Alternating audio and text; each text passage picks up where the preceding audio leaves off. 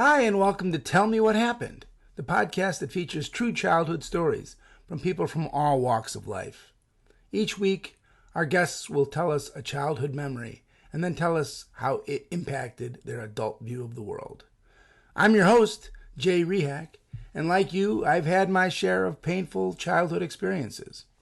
But I'd like to believe they've helped me to become a more empathetic person.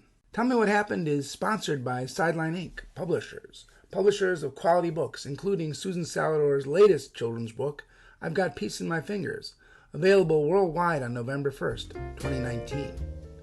Speaking of Susan Salidor, each week we begin the show with a portion of her classic song, The Boo Boo Blues, which you can hear playing underneath my voice right now. Today, I'm honored to have as my guest Alina Celeste, an award-winning children's singer and renowned YouTuber. Are you ready to tell your story, Alina? I think so. All right, well, here's the thing. What I try to do is keep my mouth shut and listen to your story.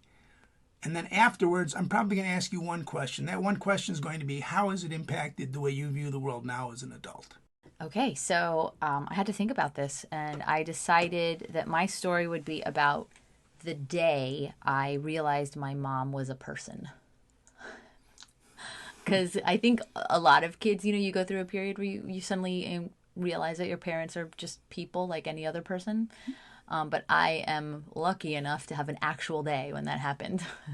Wow. So, so I was 15 when this happened. So, a little backstory. My mom and I definitely went through a rough patch from like 12 to like 15 or so. Now, 30 years later, I have a few theories as to why that is. I think mostly we are just extremely different human beings. And I was not what she ever thought a daughter would be. I don't mean that in a like, I'm not the daughter that you wanted. But, I wasn't. It was more that she had never encountered a me in a way. So we had just had very different interests and goals. We shared a love of reading. But other than that, I had no interest in cooking. I had no interest in gardening. I had no interest in crafting. I had no interest in clothes. I had no interest in fashion. I had no interest in... and I was an introvert. And she was an extrovert who loved to sew and, garden and hang out with her friends and make pretty things. And I just basically rejected all of that as ways to spend someone's time. So I think, we were just at odds a lot in middle school and such. And then the summer that I was 15, something changed. Now, I was personally, 11 to 15, I think, is probably one of the hardest periods in any girl's life anyways. Middle school's the worst. And I was always an introvert. I always had like one friend, so that it kind of narrows your world a little bit. And so the summer that I was 15, I was a self-centered jerk teenager, so I couldn't put my finger on it, but there was something wrong with my mom. And she lost 30 pounds in 3 months. And I never saw her crying per se, but it sort of felt like she was crying all the time, if that makes sense. Like, I have no memory of her actually crying. But I do remember a lot of her sort of being in the other room in a way that was odd. But, I was self-centered and kind of a jerk, and reading my books alone in my room, so I wasn't really paying attention. And cut to this one night, a neighbor, our next-door neighbor, this is a whole other thing, but our next-door neighbor died suddenly in a plane explosion. Not a plane crash. It was a plane explosion. It was actually a terrorist act. It happened over Panama. And it was not on the news, in part for national security. But we knew because he was our next door neighbor. And my mom went to his funeral. And they were nice people, we knew them. And I remember she came home from the funeral and she was sobbing, like just absolutely sobbing, like just demoralized. And I remember thinking he was a nice man, but I feel like they weren't that close. This wasn't like a major loss in that sense. Obviously, any loss of life is awful, but she was just a wreck. And I remember she went to her room, and I was just kind of like, well, what's wrong with mom? I don't know, And she asked me to come talk to her in her bedroom. And, I felt bad for her, I might have been a jerky teenager, but I still had some empathy, and she was really just a disaster. And she was laying on her bed, and the room was dark, and she asked me to come talk to her. And so I laid on the bed with her, just kind of, in my own like awkward teenage way, thinking presence counts as sympathy, And so I was just there next to her, and she was crying, and she said, I have to tell you something. And I couldn't, I was about Vincent, our neighbor. And she was like, no, when I was 18 years old, and she took this deep breath, pause, and I'll never forget this. In my head, I thought, you had a kid. She goes, I had a baby. And, and I was like, how did I know that, And I was like, okay. And she said, I had a son, and, I gave him up for adoption. And he found me 3 months ago. I just listened, and she was like, and so that's what's been going on. And, I have to tell you because, we're going to meet, and I think that you should know. And I remember, she's like, what do you think? And I just said, that's cool, I guess. I've always wanted a big brother because I was the oldest.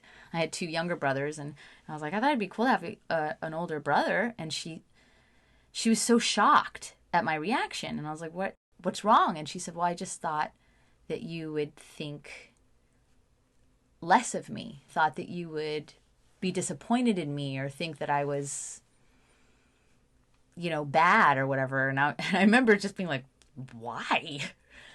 Partly because it was just such a different culture that I grew up in. My mom grew up in this incredibly, in the early 60s, and it was a very Catholic family. She was one of 8. She had no idea how babies were made. She spent a lot of her early teenage years wanting to be a nun.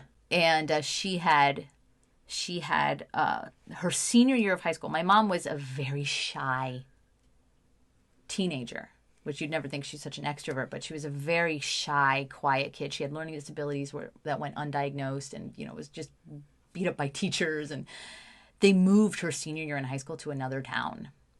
So she was already like a shy kid with just a couple friends who really needed socializing in a way that I had never needed it. I was like, that sounds awesome. Just you and a bunch of books, and so they moved to Gainesville, and she met this boy, and they were dating, and he told her that you can't possibly get pregnant on the first time. It doesn't work that way.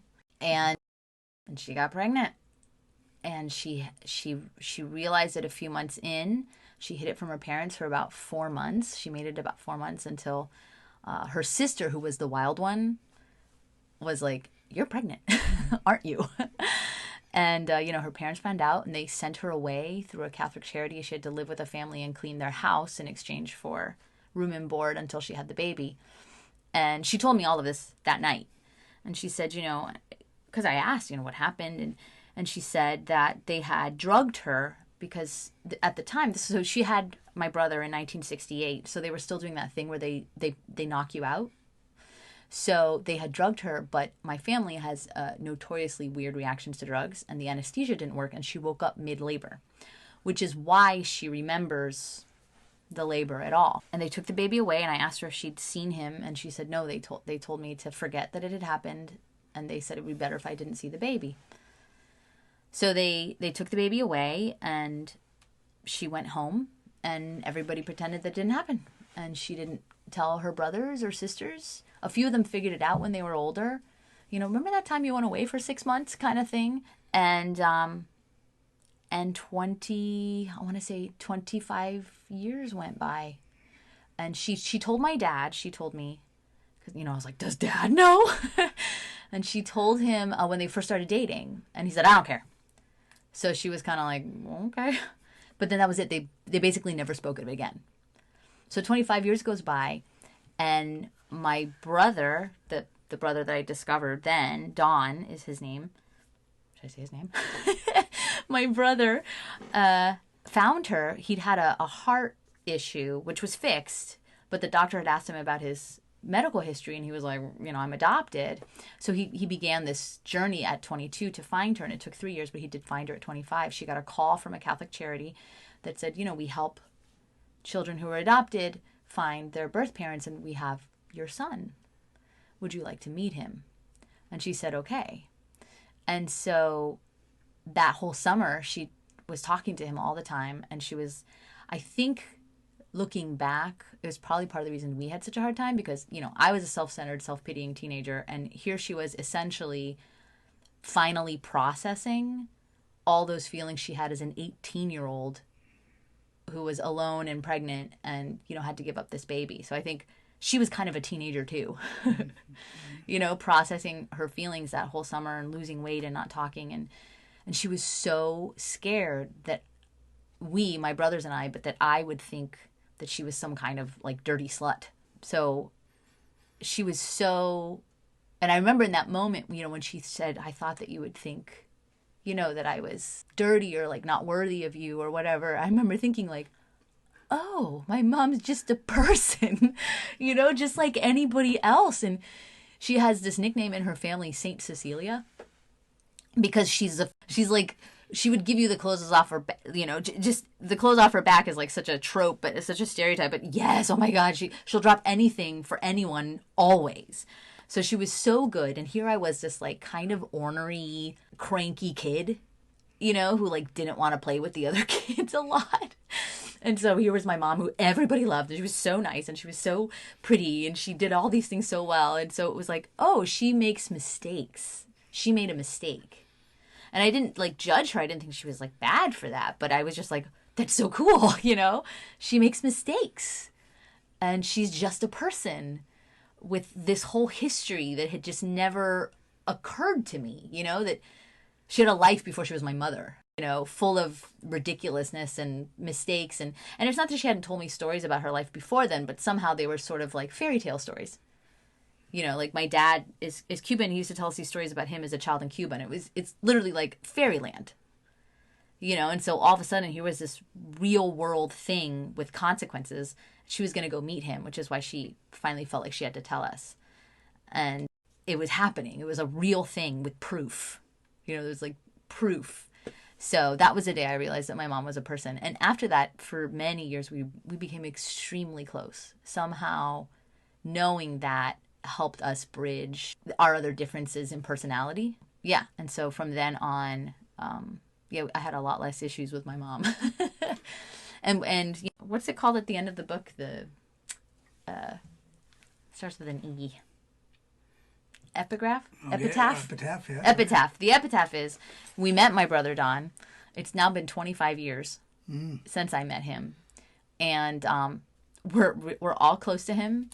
When I first met him, I was 15 and he was 25, so he felt like a cool uncle, you know? But now I'm 40 and he's 50. And he really does feel like a brother. Like, it's kind of weird that I don't have any childhood memories of him, you know? Like, but yeah, he's my brother Don. And my dad accepted him and loved him. And we're all, my mom and my brother, super close. We joke all the time. The three of us are a lot more like my dad and his side of the family. And my brother Don, who was not raised by my mother, is so much like my mom. They're just really alike. They have all these weird little quirks that they share. And their personalities, you know, Don is just as generous as my mom with his time and with his love. So, but yeah, we all get along. But that was the day. That was the day I found out that my mom was a person. That was a beautiful story. I mean, I really didn't know where it was going to go. And I was trying to stay out of it reaction-wise because my audience knows that I don't want to be part of the story. I just want to listen. But I do have to ask you now, how do you think it's impacted your life as an adult? I would say that was one of my most profound lessons in terms of other human beings and how everybody has a history and a story that you don't know about. You know, we all carry with us this massive story, and it's something that I'm always aware of when I meet other people. I think it's helped me to be more kind, because usually when people have like weird negative reactions, I almost never take it personally, because I don't know what's going on with them, you know? And my reaction is often to be like, oh, that poor person's probably unhappy, instead of what a jerk, you know? Or, I mean, let's be fair. Sometimes I say what a jerk, but for the most part, it's made me very interested in the stories of others and very aware that we all carry with us all kinds of stories and baggage and history and assumptions. that guide us, that are invisible. I think that has profoundly affected my life. I believe it has. I know you to be a very kind person. I want to thank you for sharing your story with us. It was a beautiful story. Thank you. I will carry with me Saint Cecilia with me for a while. Well, that's it for this week's Tell Me What Happened. I hope you enjoyed the story. I certainly did. I'm going to end this week's show a little bit differently. I'm going to end it with an Alina Celeste song entitled Stardust. Thanks again for listening. And as always, stay safe out there and try not to hurt anybody.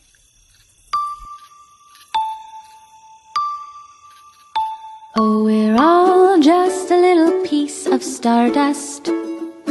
We're all just a little piece of sky.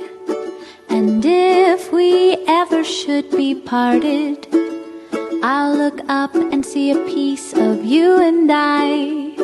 If you should ever feel lonely, if you should feel you're not alright, just look into the quiet night sky. The stars will shine till things are bright.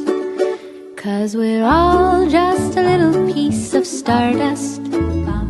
We're all just a little piece of a sky. And if we ever should be parted, I'll look up to see a piece of you and I.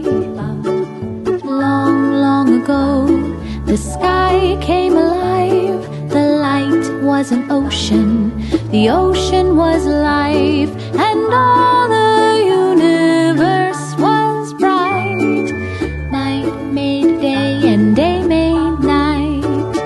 Oh, the world will always go on turning, and life will often be a fight. But stars will also go on burning. Wherever there is dark, there will be a light.